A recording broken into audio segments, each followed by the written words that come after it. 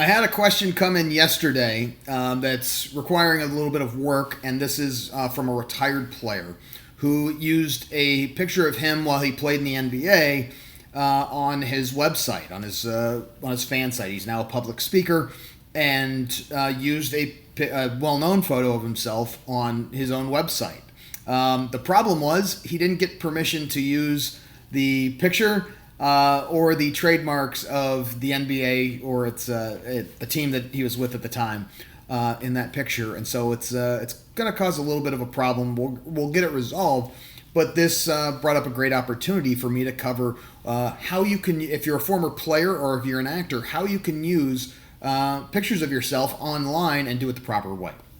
The first thing is you have rights to use your name, image, and likeness, of course, and so that would be a picture. Just like I'm using my name, image, and likeness here on LinkedIn, you have the right to do that in anything you do. However, you don't have that automatic right to use any associated IP that's attached to you at that time.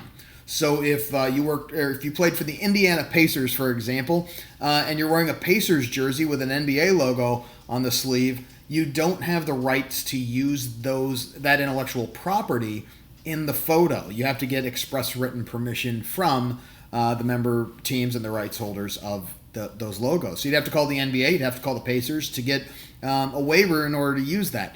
The other thing is that the photographer has a copyright issue, has the copyright rights for the picture being used itself. And so you'd have to get permission. It's typically not very hard. You can go online, probably find the picture, pay a couple bucks to get a license to use that picture.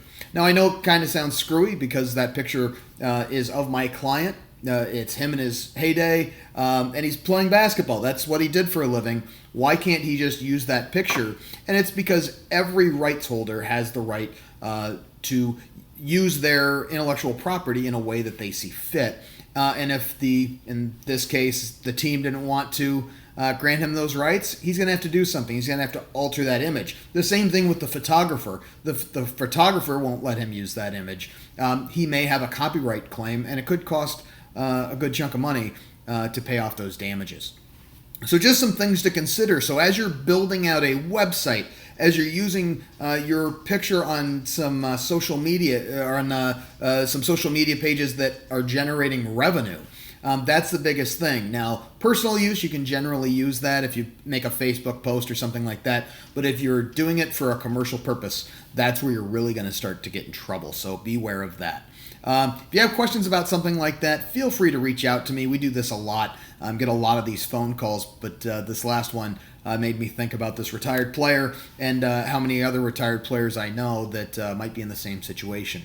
So if you have questions, feel free to reach out to me, and happy to answer anything you may have. Thanks, everybody.